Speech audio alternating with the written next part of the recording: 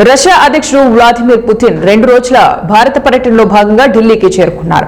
ఈ సందర్భంగా ఈ రోజు ఆయనకు రాష్ట్రపతి భవన్లో ఘన స్వాగతం లభించింది.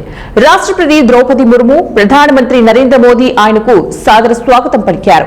ఇరు దేశాల ఉన్నతాధికారులను నేతలు పరస్పరం పరిచయం చేసుకున్నారు. ఈ పర్యటనలో భాగంగా ప్రధాని మోదీ, అధ్యక్షుడు పుతిన్ హైదరాబాద్ హౌస్ లో అధికారిక చర్చలు జరపనున్నారు.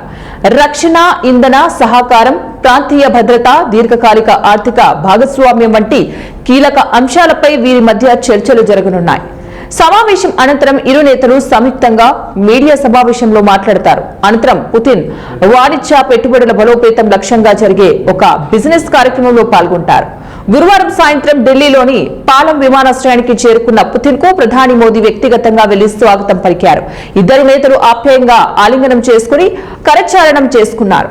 అక్కడి నుంచి ప్రధాని అధికారిక నివాసం వద్దకు ఇద్దరు ఒకే వాహనంలో ప్రయాణించడం వారి మధ్య ఉన్న స్నేహానికి నిదర్శనంగా నిలిచింది.